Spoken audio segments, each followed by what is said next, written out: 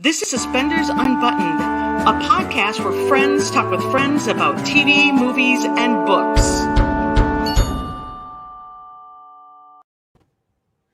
Hi, everyone. Welcome to Suspenders Unbuttoned podcast.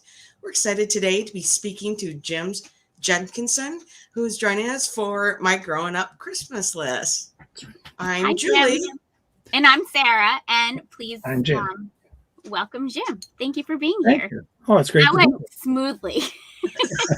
Sometimes it's more bumpy than other days. Thank you for being here with us today. We've been on a roll with podcast for my Grown Up Christmas list. So we're really excited to have you here and to learn about your role. Very good. So you want me to explain my role? Well, yeah. Tell us a little bit about how you became involved in this film. Well, a couple of years ago, I got a wonderful agent who who submitted me to a casting director named Alona Smith up in Ottawa.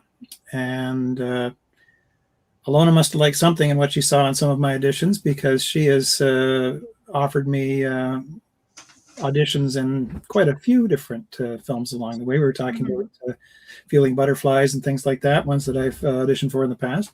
But it was one of her auditions that I was doing for this show. And I was to play a farmer named Abel. And the farmer had two horses that Kayla's character, Taylor, was very fond of. Okay. And the horses were going to be pulling sleighs in a sleigh ride in the Christmas thing. So at that point, the fellow who I'd hired to take the reins on the horses was a fellow named Luke. And that was the little interplay that I had there. I think I had two lines. One of them was that "Yes, ma'am," and that was about it. So I didn't hear back about that one right away, and thought, oh well. I mean, this is the actor's life. You audition however many times, and you get the odd one. And then I got offered the role of Frank, Grandpa Frank, in this one. I had no idea what I was getting, but I figured they looked at me and said, well, he could be a grandpa, and that would be the way it went. Or maybe it was something in the way I talked to the horses. I don't know. Something about the way you landed that "yes, ma'am" line. yeah. Well, it was a surprise. And of course, always enthusiastic when it's an upgrade from two lines to, 25 or so, which was much more fun. And I got to interact more with a lot of the characters in there. So quite a nice role. Yeah. So what's the name of your character? Well, he's alternately Grandpa Frank, as he's known colloquially, and then Frank Tabor. Okay. A name that I don't even think shows up in the credits. But anyway, that's who The credits are always a little bit of a mystery to me. Well, yeah, it's sometimes you get in there and sometimes not, depending on where you're at. But they're pretty good with these. But yeah, Frank is Taylor's grandfather. Yeah. Yes. Okay. And I was talking to you a little earlier about our family. It's a bit of an odd family, and that Mrs. Tabor is not around. So I'm assuming that I'm a widower, and she's not here. And neither is Taylor's father is not even mentioned, but her mother was my granddaughter, or my daughter, sorry. Okay. And then Kayla and Taylor sound so close together. I know. Right. So, even Andrew was doing that yesterday. So yeah, you're not alone.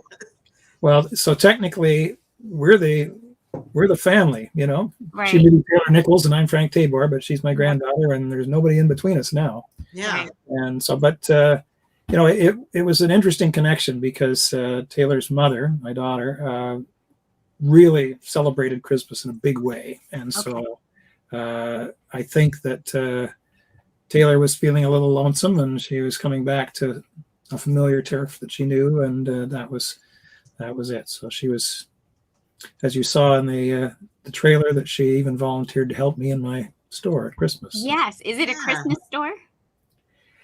It's a general sort of hardware, decorative things, all the rest of it. The store is it's open till late on Christmas Eve, apparently. So, because apparently she has to work. All those last-minute purchases. Yes. As a teenager, I worked in a hardware store that had like how housewares and like a whole that kind of junk over there. And we stayed open late on Christmas Eve too. It was ridiculous. Oh. But no, but it was, I can totally visualize it. I feel like it needs wooden floors and squeaks a bit. And Yeah. Well, I mean, of course, it all depends on what the location is that they get for you. We've had a few old shops around that we've used for things along the way, and it's interesting how they turn them around and make them into something totally different. Because you're not always filming at Christmas time. I mean, I filmed them back in October, and it was raining nonstop, so any fake snow that was made just disappeared instantly. So, but this time we were filming actually in the last week of November and the first part of December, so it was chilly.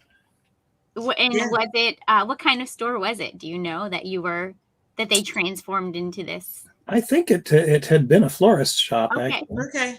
So there were there weren't any flowers kicking around, but there seemed to be some of that present. I mean, I filmed several parts as older shopkeepers, so I may be confusing the stores that I had there. So, but yeah. That's funny. I love that the stores there, because we've seen that clip where she says, "I can't. I have to work tonight." You're like, yeah, go. No, you're go on your date. Yeah, Grandpa. It's not a date. No, Grandpa. It's a date. Don't we embarrass our grandchildren, eh? I mean, it's like, no, come on. There's this good-looking lug here coming into the store. Exactly. It's like Grandpa mode, like, you don't want to spend the evening with me. No, come on. No, it's a great little clip. It's not very long, but it's a fun, quick, like, you should go. I'm not going. Dynamic. You can go. Yeah. It's a lot of fun. Well, without it's no spoiler that I've known Luke for a long time. Right. So, it's not like this is some stranger coming in and accosting my granddaughter. Right. He's been in the store since he was quite small. So okay. Right. So it's like that family you really know. Yeah. The kid who's not a kid, you really know. Yeah. Exactly. And if you're a parent, you're trying to set them up with somebody you think would be good for them. Right. These are good people. They come from good people, right? Yes. So yeah. I get that. There's why do you sound so good today, Sarah? And I sound so awful. But I'm trying really hard not to cough, but I feel a lot better today than I did yesterday. Well, I'm sorry to hear that. I'm so far. I mean, we've gone through the COVID things and all that sort of thing, and Amber was on day 5 of COVID, and we just came from Rama Drama, and everyone's got it. So yeah, that's quite a thing. I it's sort of like a romance Comic-Con, I guess. Yeah, it's exactly what it is, except it's kind of a boutique style, so it's really smaller and more intimate. It was so fun, it was worth it. It was totally worth it. It was worth getting sick. Yeah, we were on a podcast panel and did some other events there. It was so much fun. Yeah, that's good. I don't expect to ever be invited to one because I'm well past the romantic leading man part. I usually play the grandfathers, the lawyer, the doctor, their teacher, whatever, but that's fine. I kind of like the supporting roles. It's the more there's a lot of really good minor players out there, and that's the ones that I sort of look at and think like Robert Forster was really a character king of the second string, but never lead. But if you can do things like that, you get to escape from all the publicity and be your own man. Right. Yeah. I mean, it was hard to watch some of the actors not have personal space. Well, it's interesting. I find it fascinating because since I've been listed on some of your Instagram things, I've been getting a blast of people wanting to be my friend. Yeah. They'll follow for sure. The people that follow us normally and that watch our podcast really love to support people. So like once they see you in this movie, they're going to see you in all the things that you post, and they'll share them. And it's There just you this go. little community that has evolved, and it's really a lovely, it's really lovely. Yeah, Well, they're very supportive. We like hearing everybody's story. yeah. And people have really come along for the ride. And so, no, like people will, if you post that you're going to be in something else, people will go watch it, right? So, Well, Hallmark movies have such a dedicated following. Yeah. I mean, and you know, having been in a couple now, and a couple for Lifetime and things like that, you know, you see that there's a group of people that it's kind of like, you know, Harlequin romance at Christmas time, and then you know, the other ones are sort of murder mysteries and things like that. So it's you know, the same people show up again and again. I mean, Kayla's done how many Christmas films for Hallmark along the way? And yeah, I think this might be her first leading lady Hallmark. So it is. Lady, but she's done other networks. Right. Yeah. And people will follow you to another network. If you're on something and they see it, they'll go watch it. Yeah. But we won't talk about that right now. Will we? Yeah. They will support you as an actor for sure. Yeah. Yeah, no, we enjoy getting to see the path. We have Jim. We have one of our regular guys. Who follows us. He's commenting. Yes, his name is Jim. Well, the problem with that, you know, there was a Jim Jenkins listed in there, and I thought, okay, and then I think it was when I first started acting, they always put a spot for your full name, so I put my full name. I put James Jenkinson in there. Yeah. And then everybody called me James on set, and I went, it's okay to call me Jim, you know, like that's fine. That's how everybody has called me that since I was in grade 9. Yeah. But you know, it kind of gets stuck in there. So in the credits, it'll end up with being whatever. Some of them will put Jim, some will put James. So yeah. Isn't it's a that bit of a funny? mystery, you know? So who is she, really? Now we'll have to look to see what it says.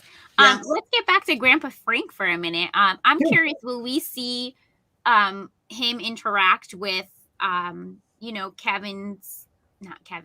Luke's family, like, assuming he has family members that are part of the story?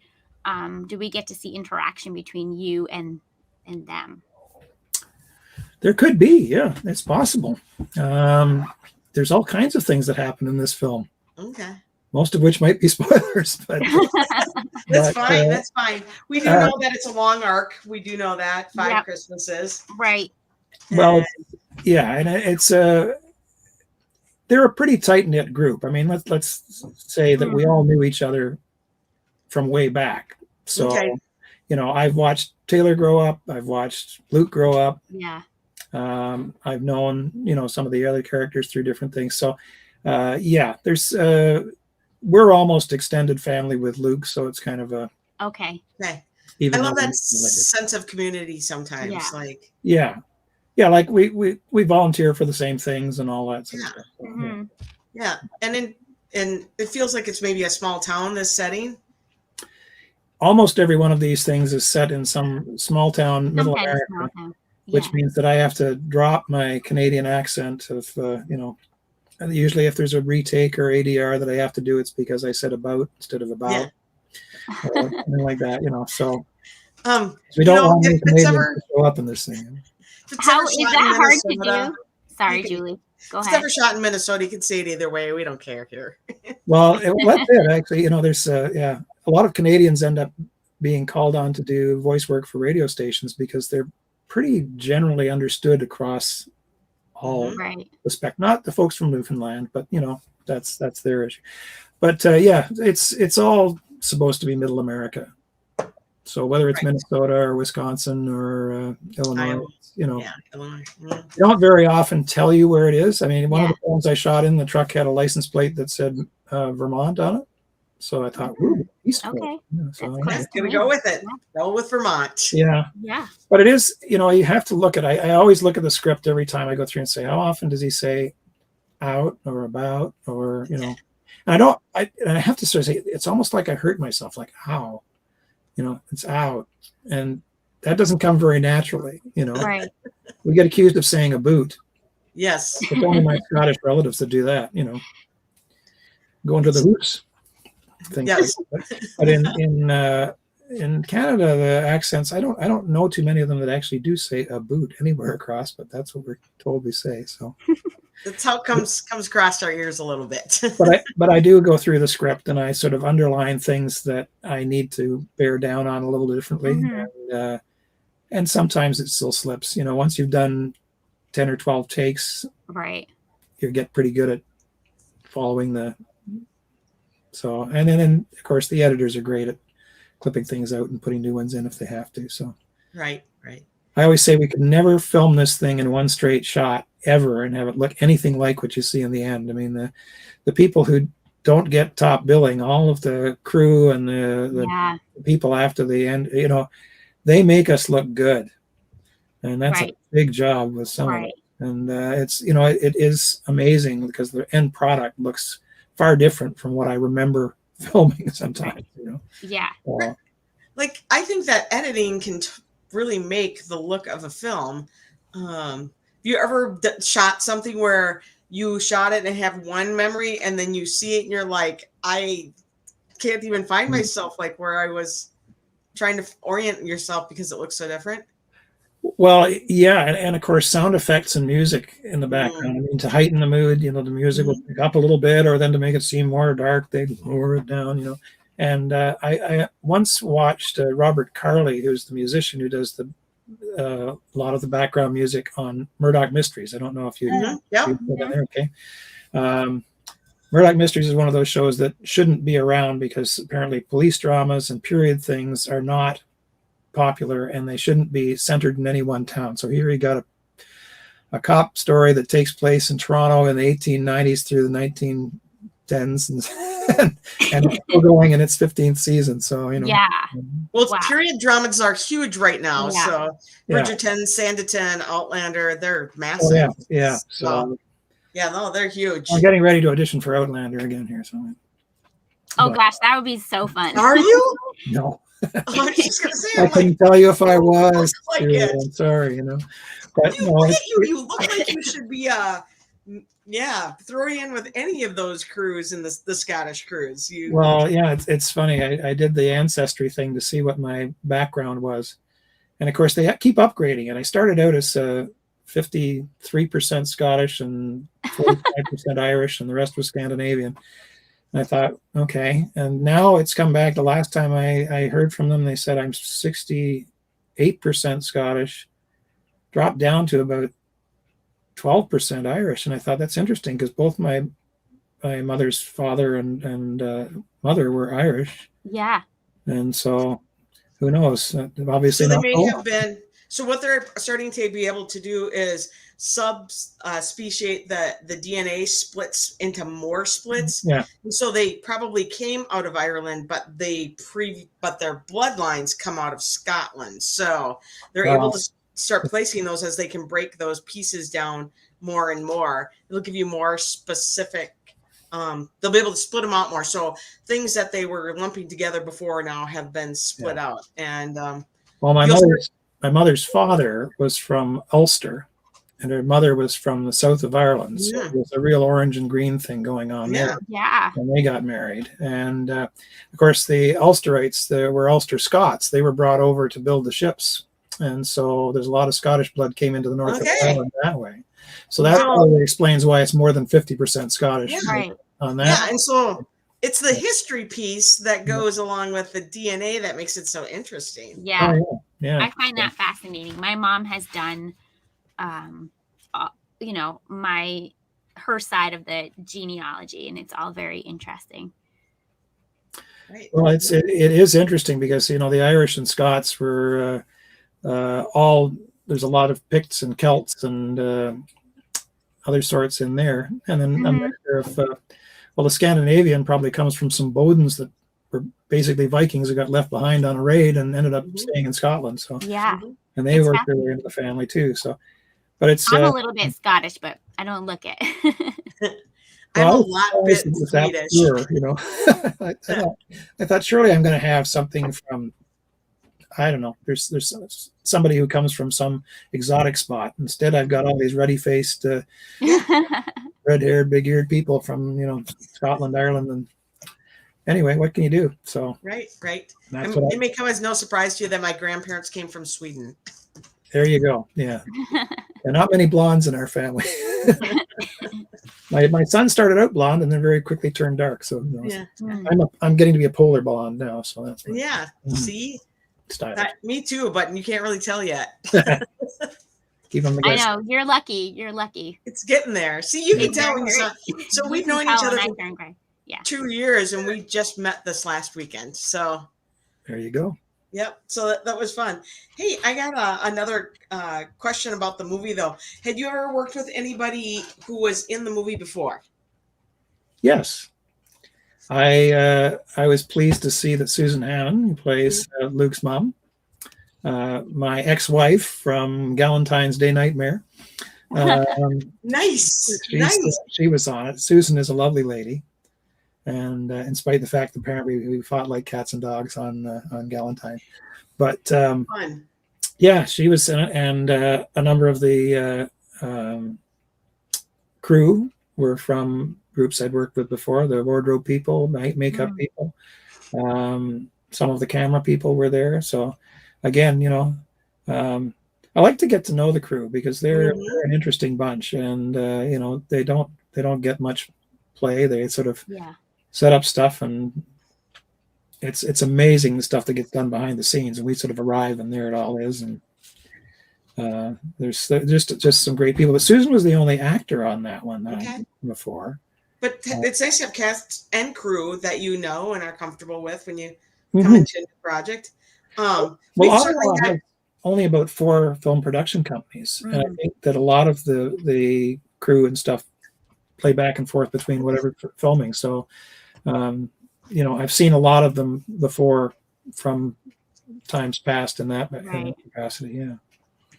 Yeah, no, we've had crew members on in the past and 2 different costumers. It's very interesting process to hear how all that happens.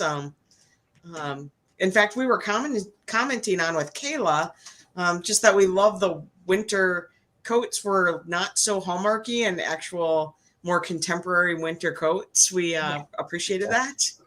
Right. Except for my winter coat, which I don't know if it shows in there because I think I took it off for it. But my winter coat's like about 40 years old, the one I had. Oh, really? But Grandpa, you got the classic. There you go. Yeah. If it ain't broke, don't fix it. Right. Without giving anything away, do you have like a favorite moment or a favorite scene that you filmed for this movie? Well, I have a number of scenes with Kayla, and as I say, she's a treat to work with, lovely lady, and she's actually younger than my daughter. So, but it was kind of, that's what I sort of related to in filming those. In terms of best ones or favorites, something meaningful, something you really enjoyed. I mean, just working with Kayla in multiple scenes, that's a good answer for me. Yeah, it's nice to work with people who know their stuff, who have their lines down, and you're not struggling with it. I've been there where I've waited for an actor to say the line that allows me to respond with mine, and we're sort of sitting there looking away, going like, "Okay, get around to it." We got to keep going. Yeah. But no, she was always spot on, and I don't know. It was the overall set was just a great one to be on. Honestly, I had a blast doing it. I was happy to be the character I was. It's not like Abel got cast by somebody else. He just disappeared from the movie altogether. So and I was very pleased to have the upgrade to Grandpa Frank, because I did have a little bit of a challenge trying to figure out the logistics of how I could be her grandfather in reality. But I mean, my mom was a grandmother at 40, so. Well, that's true, but then Kayla's in her mid-20s, so it's kind of like. Yeah. Right. And I'm ever so young still, but. Absolutely. So it's no, We're just there gonna was, pretend. there was a scene that was kind of fun that went on for a bit, but I think that there's quite a bit of the story is revealed in that. So I think Yeah. let it go. But it was nice working with her. I didn't do as many scenes directly with Luke, Okay. with Kevin. Yeah.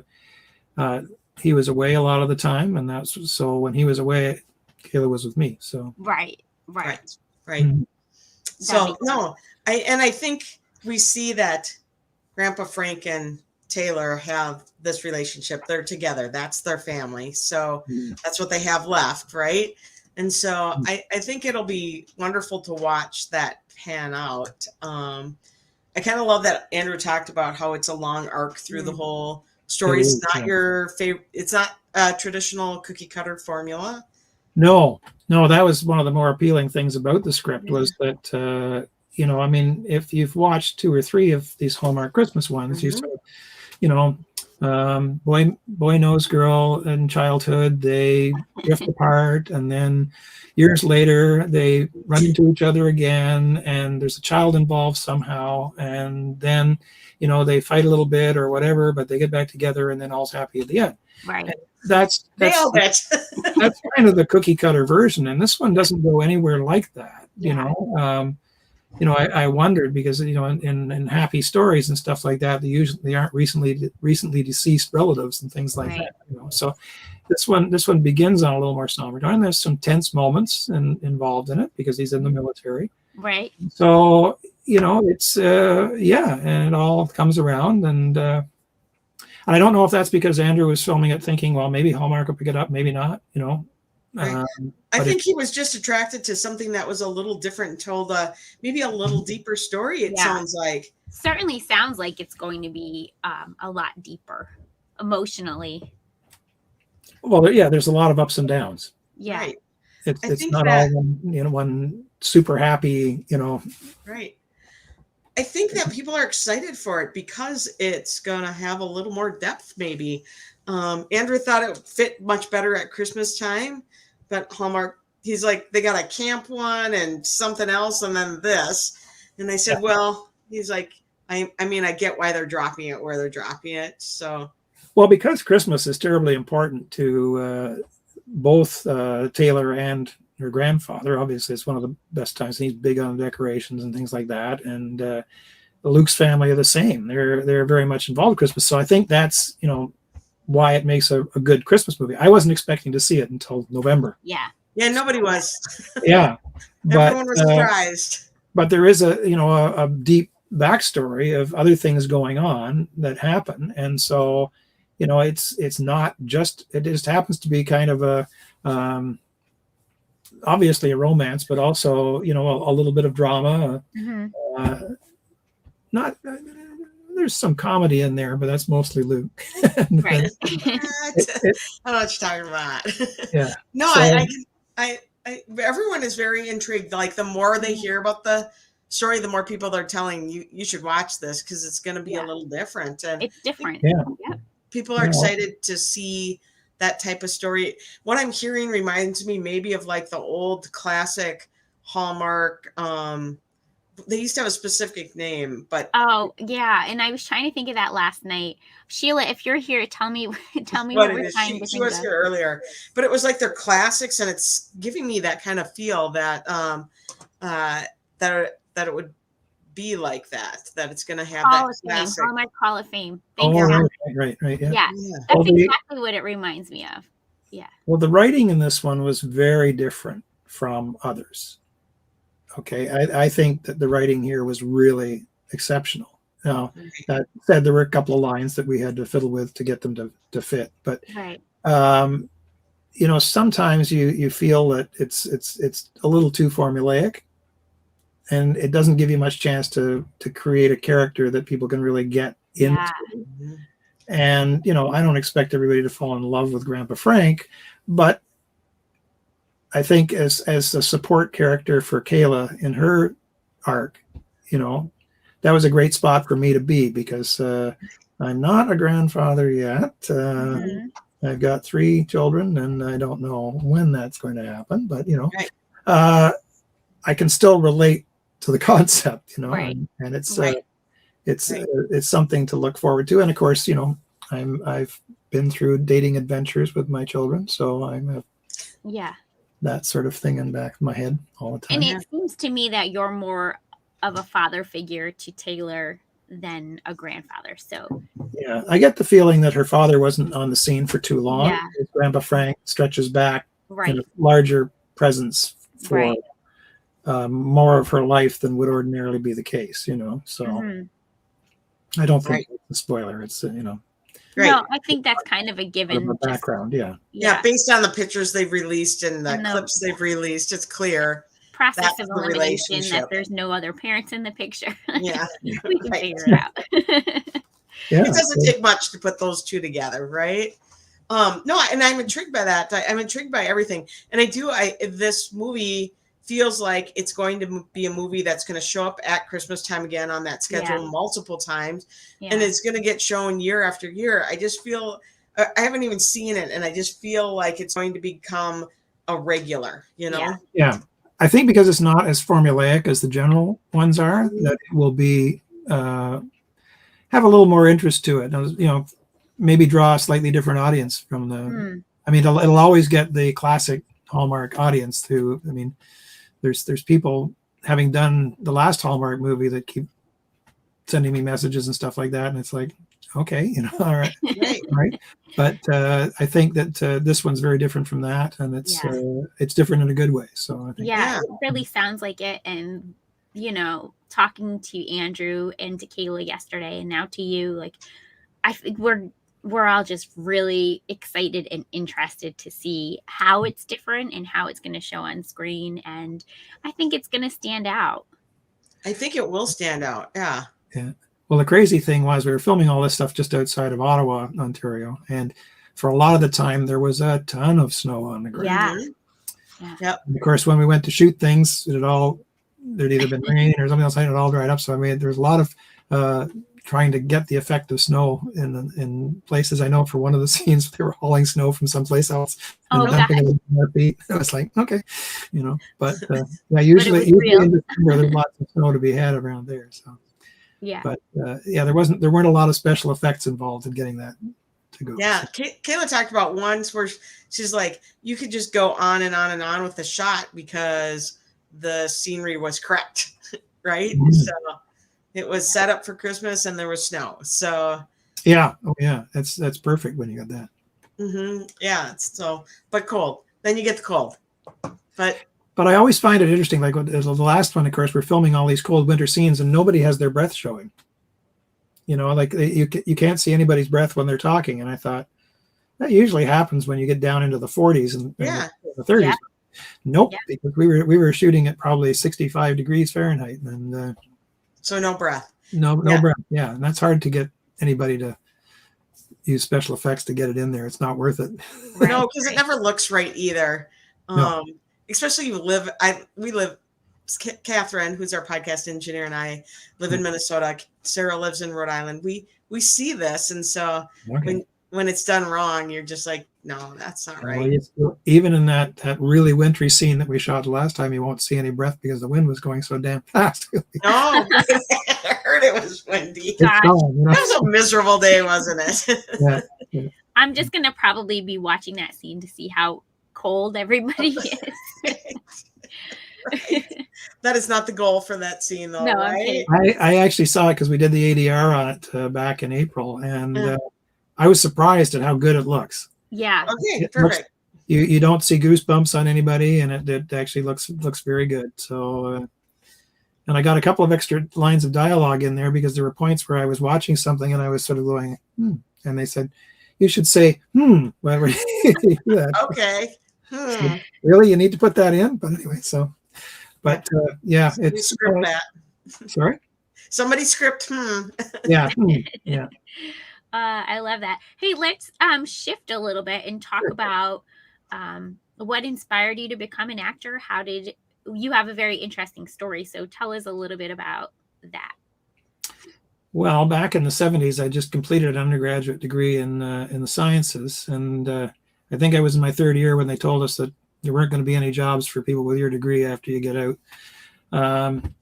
So I was doing a part-time job, and I saw an ad in the newspaper for an acting course run by Karen Hazard, who I knew nothing about at the time. But Karen is a well-known, I found out afterwards, Karen's a well-known Canadian casting director, and she offered this program saying that you would be cast in one film and one commercial.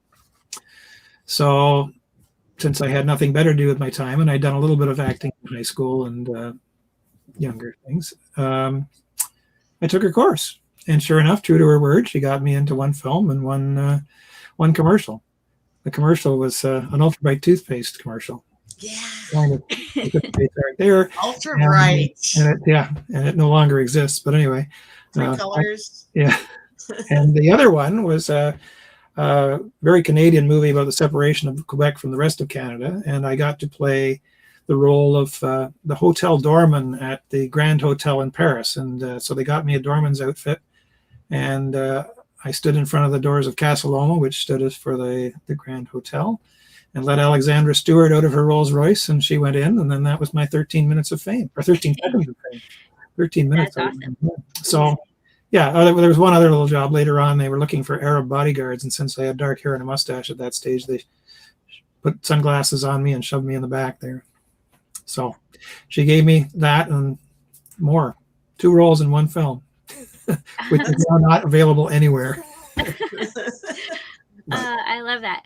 And So how, from that course, and from those 2 jobs, did you keep on going and keep auditioning? Well, I got paid $100 for that day, which was pretty big money for 1978, and or 70. Yeah, it was the winter of 77, 78. But I'd been looking at something else. I thought, I'm not going to get anything that I wanted here. And I'd applied to dental school, and I got accepted in the University of Toronto. So I went through that, and that pretty much occupies your time while you're doing it, and then getting it, starting a practice and getting it going and so on. Same thing. So the next 30 years, I did dentistry.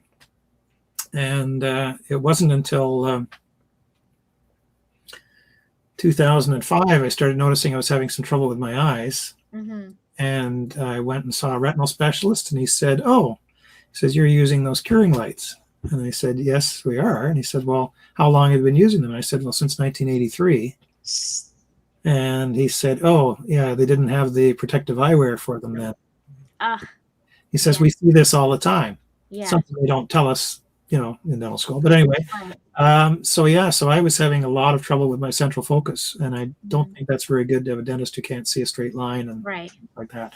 So I before it progressed any further, I lined up to get the practice sold and got out of it. So then I actually was so bored one Christmas, I took a job at Lee Valley Tools, which is a big company here across Canada, and I got it from October to December 24th, the Christmas rush. So I have background. Yeah, you can bring that experience into all your shop owner. Selling tools. So I did that for a bit, and I did some public relations work for a food company, fresh produce and things like that. And then I started taking acting classes back in 2009 or 10. And started auditioning for stuff more seriously about 2012. So I did a lot of student films and things like that. Mm-hmm. I played a priest. I played a backcountry guy. I played one I don't talk about too much. I played almost not a child molester, but a guy who was involved in child sex trade, believe it or not. Okay. Yeah. Not a Hallmark movie at all. No. I feel like that would be hard to play. It was, and it's funny. It was, it took place in Jamaica. It was bringing 12-year-old black girls up from Jamaica for a Toronto sort of market. And the girl who wrote it, or the woman who wrote it, was from Jamaica, and she had experience with some of this stuff. So it was a very personal story for her. Yeah. And I was the villain number 2. The other guy was villain 1. And at one point, I'm supposed to be sitting on the bed and going to assault this young lady, and her parents are in the room, which is always a good. Her actual parents, the actor's parents. Oh yeah. And so I'm saying, like I feel a little uncomfortable about this because at that stage my kids were, teenagers, and the little girl turns to me and says, "Don't worry, it's just acting." Wow. And I said, "Okay," out of the mouths of babes. So anyway, we managed to get it, and that was it. But it's you get a certain amount of personal involvement in it, and that inspires your performance. And I had to be like, this was an everyday thing for me. Right. And I don't think I was very successful at that. But anyway, that was it. But I've done all kinds of different characters along the way. Different. I've actually played a priest twice, and I've done some of those reenactment movies. Motives and Murders and stuff like that. But yeah, it's the one thing I haven't played is a doctor. Oh, that so I've not I'm done surprised. That. So you can't say I'm not a I'm not a doctor, but I played one on TV. Yeah, I'm a doctor, but I don't play one on TV. Yeah. Exactly. It's like backwards. So I'm a doctor. My practice was more of a what you in the States would call a holistic dental practice. It was a non-amalgam, that's my love language. Yeah, it's holistic dentistry is not considered a specialty in dentistry in Canada, so you're not allowed to cause yourself that. So all we did is our tagline was that we've been mercury free since 1983, and our whole office was designed to minimize the mercury exposure for patients, and I really enjoyed it. We saw it from all over North America, basically. Yeah. Super important. So Sarah is very into holistic care and that kind of stuff. And I'm very much in traditional medicine. And I'm going to tell you, I will be the first one to line up at your no mercury place. It's one of the things we had to remove out of medicine. Mercury is a poison. It causes dementia. And there are so many things that are. I mean, if you look at a lot of older dentists, they tend to have twitches and tremors. And so it's the mercury poisoning. The saying out of Alice in Wonderland, mad as a hatter. They were all mad because the solution they used to block their hats had mercury in it, and all came in through their skin. And so generations of families would go literally mad, would have dementia from their mercury poisoning. And so it was a very important piece to get out of mercury, and that you were proactive about that. Wonderful alternative. We lobbied Health Canada to it, and they actually, I mean, my name's on one of the papers on the safety of dental amalgam, which is kind of it's huge moron, but there's no safe use of mercury in any biological system. So of course, each of the other elements, the silver, tin, indium, all have their own toxicity aspects to it too as well.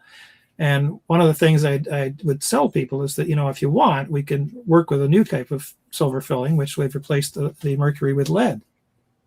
And they go, oh my God, we can't put lead in our mouth. Right. Well, the toxicity profile for mercury is actually 10 times worse than for lead. So, so as long as it's not in kids, it's not the same exposure. So kids, we actually see their mental capacity change. I work in pediatric critical care, so we're trying to get it eliminated totally from child.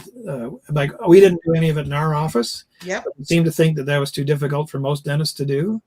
That in pediatric dentistry, it was so much easier just to use amalgam. And I thought, but you're putting it into somebody whose immune system's just developing. Right. And you have people who've had fillings since before they can remember.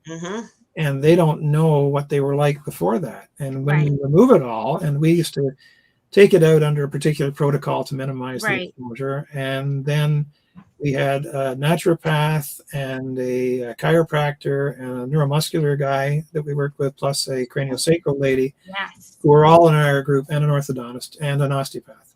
So there you go. I love that you have all those kinds of doctors. So I love that you have all that as a group, so that you can look at things. Yeah. Well, I mean, sometimes it support the body from after you take them out. Yeah. Well, that's it. I mean, you still got an ongoing load, and it takes quite a bit to remove it. And I wwent through the whole chelation therapy to get mine out. And of course, you discover sometimes along the way that some of the chelations actually make it worse. EDTA is not a particularly good one. Nobody uses that. No, well, I haven't seen that in my career. I've been out 34 years. Well, it's cheap. Yeah. So it gets used in a lot of cases, but the DMBS and DMSA are the common ones that we used, and that was developed by the Russians actually to keep the guys working in Chernobyl going for longer. Oh, I didn't know that. The Yeah. chelating, yeah. Yeah. But no, everybody has their part in it, and I think that part of what I found when I started in dentistry is that I didn't feel I deserved my doctor moniker because realistically I was 9 parts carpenter and 1 part physician. And so I spent a lot of time learning about the effects of what I was doing on the body. And that's when I decided, shortly after I got into practice, I decided I wasn't going to do mercury anymore. And so I was told I'd go bankrupt and all those sorts of things, and it didn't happen. Yeah, so it's been many, many years. But unfortunately, the light cured systems we used early on have the protection. We used to wear glasses for the ultraviolet cured ones because that was a big concern. But when it was white light, nobody thought. But it's intense white light and it's reflected back off teeth. So, what you get in your eyes is much more powerful. It's like looking at the sun for all that period of time. Right. So, and you tend to use the same spot to focus all the time, so the light was coming back into the same spot every time. So you're looking directly at it. Yeah. I bet the eye doctors see it over and over. They do, yeah. And then the doctor I went to see, his one brother was a dentist and the other brother was a heart surgeon. He said, we don't see that kind of eye problem in heart surgeons. So anyway. Yeah. And then you're probably, I can't see from here, are you blue-eyed besides? Yeah, I am. Yeah. So then that's the blue irises let in more light too. So I have very lidded eyes, I'm told. I look like I'm falling asleep most of the time. So I have to go on the side like this and go, oh, hi, So there you go. I'll put on my set face for you. There we go. Except my eyebrows go up too. So I'm not being filmed now. So we're okay. Love it. Yeah. That's an interesting journey, though, to get from one place to another. And that acting was a part, and then the dentistry came in, and then the acting came back. And that's just a very interesting journey to where you're at right now. I lived a lot better when I was doing dentistry than I do as an actor. I still try to figure out whether if I take all of the classes that I've taken along the way and total them up, what I paid for those and how much I've been paid as an actor. I think I might still be a little behind the 8 ball. I'm not quite ready to kill my day job, but sort of more consulting right now. But but it is fun doing the acting. So I enjoy it just because it's something totally different and you get to practice being any number of different people. Right. And sorry, go ahead. I was going to say, I had a big practice. I had 7,800 patients in my office. Yeah, you had a big practice, So I got to meet lots of different personalities and, you can draw on that for, different people. So. Oh, I love that. So do I. So neat. Yeah. Hope that none of my patients recognize themselves in any way. Or maybe they will be happy to see themselves there. Could be, yeah. My hairdresser is terribly excited to think that he's he knows me. And I'm going, okay, but he knows me more from Umbrella Academy. I was worked for 3 months on Umbrella Academy back last week. So. Okay, we had background on that one. We had Alyssa Gervasi. Is that how you say her name? Yep. She was little girl on that. A little bit of the Umbrella Factory. Yeah. So it's So anyway, it is interesting. I'm hardly a celebrity at this stage in the game, and I don't expect to be. But that's actually fine with me. So yeah. I think it's fun that you're still bringing your practice kind of along on the ride with you by drawing on those personalities. So I think that's really neat. Some amazing characters, I can imagine. I had quite a group, and as I say, people from all over North America. Some of them were amazing. Yeah. And of course, I followed some of them through their journey as to getting better, and some amazing turnarounds. Of course, it's all anecdotal. This wasn't scientific, which college constantly reminded me of. But it is nice to have done those sorts of things and see people get so much better. So Well, case reports though, we all know they get published. So sometimes you can publish case reports. Well, it's interesting because the Royal College likes to see everything that goes out on the media. Mm-hmm. And they called me many, many times about, something I was doing that someone had reported on. Mm-hmm. And I would say, well, I'm sure you're familiar with the papers by so-and-so, so-and-so, so-and-so to say that this is actually a better way of doing what we've been doing all along. Yeah. Evidence-based medicine. And then there'd be a pause at the other end, and they'd say, well, no, we haven't seen that. Would you mind sending those to me? And I said, absolutely. I'll fax those to you right now. Yep. And then I said, by the way, would you mind sending me the articles you have, or you say you have, that demonstrate that amalgam is totally safe? Because I can't find them. I've got 50,000 articles on file that say it's dangerous. I haven't got a safe one yet. They say, oh yes, we'll do that right away. Never got anything back. It never got anything. No, so they kind of were looking forward. I don't know whether they were doing something to my eyes or not. They wanted to get me out of the league. But we actually had one last dental story for you here, that back in '94, I was down at an IAOMT meeting, which is the International Academy of Oral Medicine and Toxicology. And this was in San Diego, and there was a guy there demonstrating these scavenger units that you could put on your wastewater going out. Okay. And demonstrated the suction units pull all the bits and pieces of the fillings out, and then they put them down the drain, and God knows where they go after that. Right. So we got one of these things because we live in a very populated with lakes area, a lot of freshwater lakes, and they're very delicate because it's a bit acid up there. So there's not much buffering capacity in the water. So we got one of these things and we put it on, and every 3 months we take all the little canisters of the stuff that had collected and put it in a thing and ship it down to Albany, New York, where they refined it all out. And I guess, so between 94 and 2002, they'd been collecting this stuff from us. So 8 years, basically, 7 or 8 years they've been collecting from us. Okay. I got a call from this guy down there, and he says, do you have any idea how much mercury and stuff we got? I said, no, you haven't told us. And I said, oh. He said, well, we've extracted 21 pounds of mercury. Wow.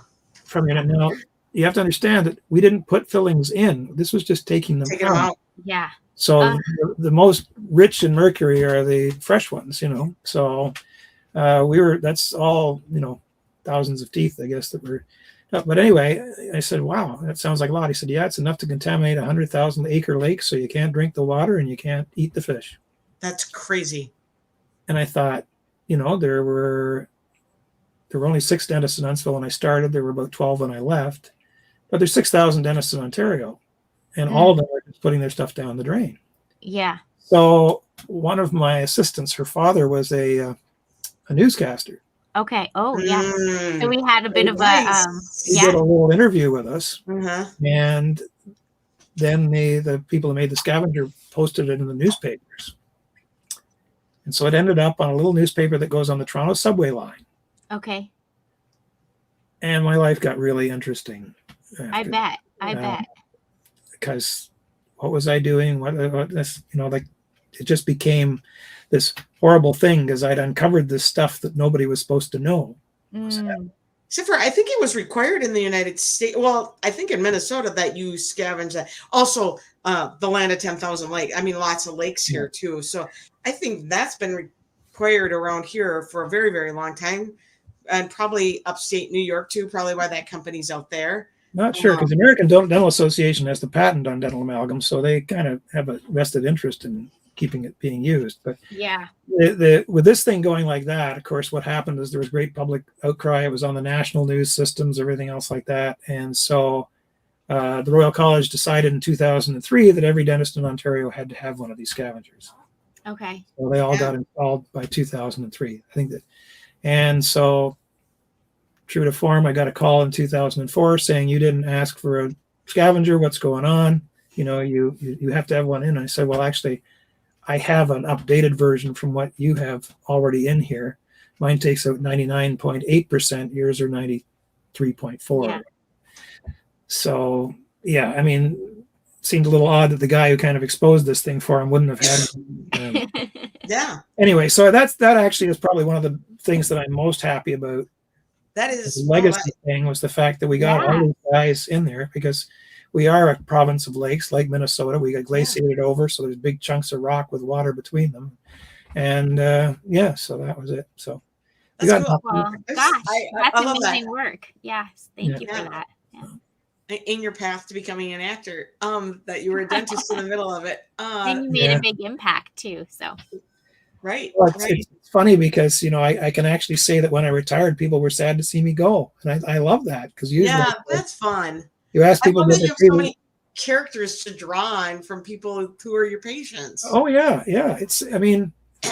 There's so many. I say a lot of them have passed on now because it's been almost Right. 15 years since I Yeah. was in practice. But it's an interesting trade. I mean, do something like that, you can really enjoy it. I would still be doing it, and I would never have gone into acting if I hadn't run into the visual problem. Yeah. Right. Which is a bit of a challenge for scripts. I always show up on set with my scripts and they're blown up to like a 24 font so that I can read it without my glasses on. And Right. so it's been a challenge, but it's still fun. It works. Work on the old memory here. Right. Right. No. I love that. Yeah. What were you gonna say, Julie? Go I was ahead. going to say, what do you like about acting versus being a dentist or anything else that you've done in your career? Well, aside from the first year and a half in dentistry, I wasn't really terrified after that point, because you always come out feeling you're not prepared for this, and they're going to recognize me as being an imposter doing this sort of thing. And then after a while, you realize you do know what you're doing. And I haven't gotten to that point with acting yet. I'm still waiting for that light to come on. What I did find is that, with the set, like the one that was on this set in particular, it was very easy to relax about it. Probably after my first movie last year, I got far more relaxed in playing the roles. And so that makes a big difference because it's, I look at some of them and I try not to watch them because but we hear that a lot, actually. It's interesting. It's interesting. And I found that, when I relaxed more, the characters were more believable. So, that's the big thing is being comfortable on there. And when you're around people that have got your back, which they did, and that was pretty terrific. So it's a slow road. I mean, from 2011 or so, from when I first started auditioning to 2021, when I started actually getting, parts that were more than just, one line. And that's but doing as many as I did last year, it did help me to relax, and I think that's improved it too. So and actually Andrew very kindly said he's working on something now where he thinks he might have something for me. Oh, good. Well, I'm not going to hold it if I know this business. Actors are the kind of people they say there's a 1 in a million chance that you'll get this role, and they go, sounds like good to me, I go for it. Yeah. Now, you obviously have had a very fulfilling career as a dentist and kind of being a leader in that field. Is there something that you find fulfilling about acting? Yeah, it's kind of my second act, really, because I did a couple of other things in between, but this one has sort of been in the background.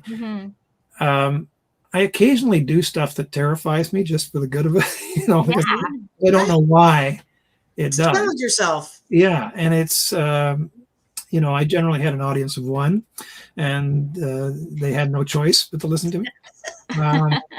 So this is quite different, but it's I have to realize that I have a niche, which is that sort of benevolent old guy who gives lots of advice and nobody really listens to him, and so that's fine. But I think that Frank was a good character with a lot of heart to him, and there's a very warm relationship between Taylor and I on that, and so I could happily do that kind of stuff for quite a while. It's an easy fit. I don't think I want to take on Tom Cruise's roles, the helicopters and stuff. I know Tom's getting up there, but it's, that's not my thing. But, I do Indiana Jones, but maybe not. Yes. Right. So I was just going to say, is there a role you'd like to really play or a style? I know I'd love to do something in Paris. Give me a chance to work my French back up again. And then. So you speak French? Un peu, yeah. I apparently I speak it. The guy in the hotel, because I spoke French to them all the time, they much prefer it if you speak French to them. Okay. If you do it for a minute and you're not very good, they appreciate the effort, and they'll say, "Would you be more comfortable if we spoke in English?" Yeah. Up to Okay. that point, you would swear they didn't speak a word of English. Uh-huh. But I tried, and it worked out well. When you're not using it, you get rusty. Yeah. But, Okay. you know, I have a number of CDs I play, and they get me back into it pretty quickly if I go. But my French apparently is old. Oh, okay. Oh. I said, "What do you mean?" He says, "Well, you use bicyclette instead of vélo, and you know, you say brun instead of marron." And I'm going like, okay, well, the guy I learned from came over to the States in 1949, so I guess all my French dates from before then. So, but So you're right. I love Paris, and I would love to play some sort of character in there. You know, Ernest Hemingway, but he didn't have the beard, I don't think, when he was in Paris. But you know, it's a place I'd love to spend more time, and Yeah. if I can do it acting, that would be great. You know, I think that these roles are very comfortable.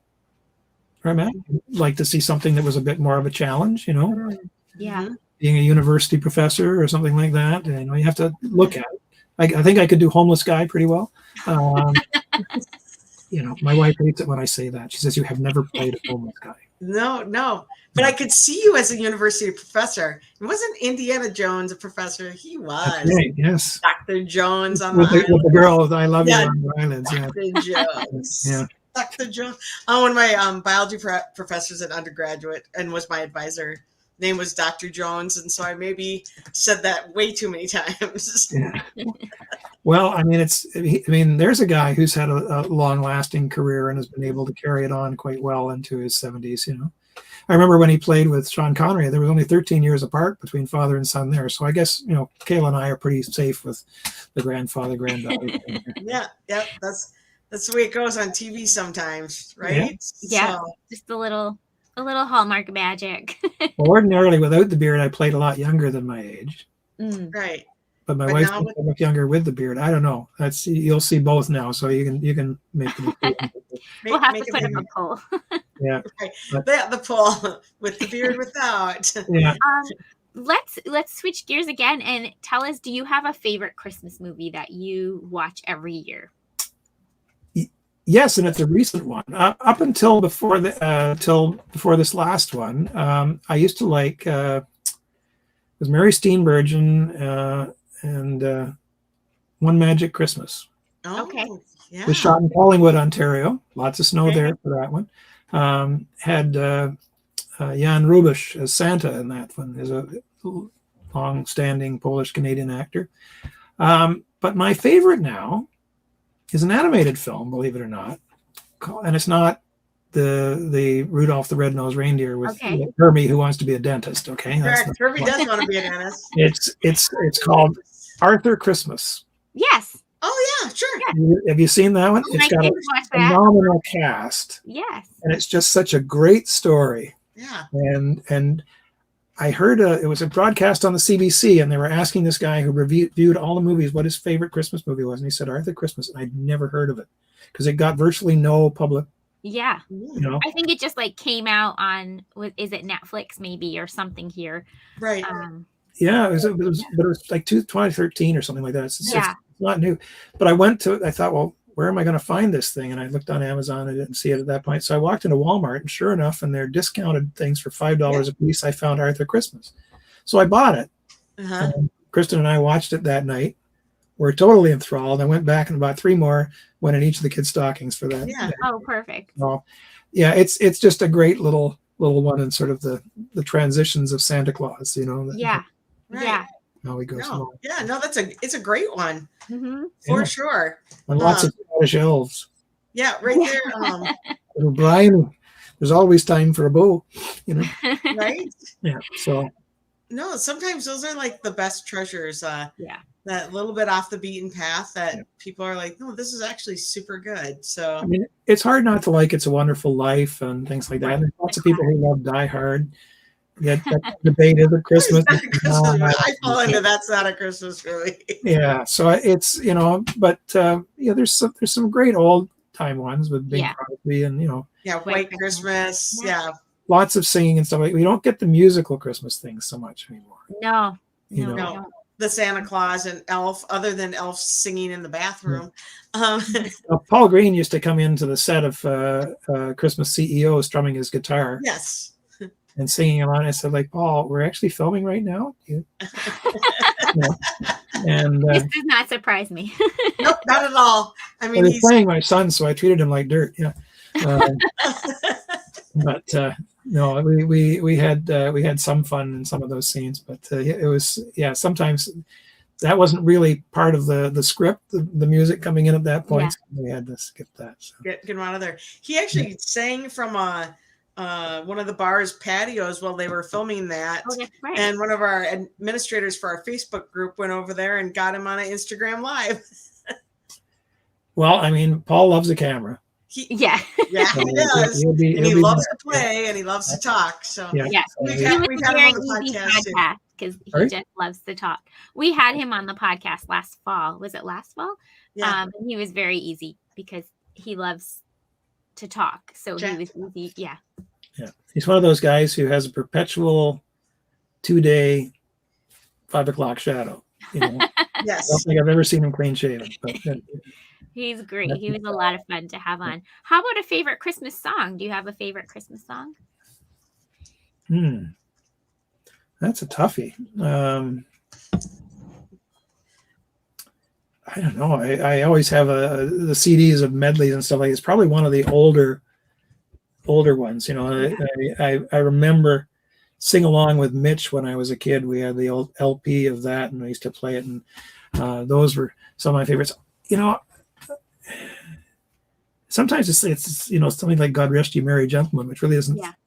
It's not it's a Christmas song, but it doesn't really have that specific joy to the world type thing. Right. Or Mama got run over by a Christmas. No, it's amazing. Grandma. Grandma got run over by a reindeer. Yeah. Anyway. Yeah. No. That's awesome. Well, I think we've hit over an hour, so we should probably wrap up. We've stolen enough of your time, but we really appreciate you being here with us. You still have some followers when you're done after listening to this guy drone on. Oh, they'll love it. They'll keep watching. They will. I promise you. So Catherine's going to bring us out, but you hang on for another second. And we'll say goodbye in the green room. So bye, everybody. Bye, everybody. Thank you for joining us. Thank you.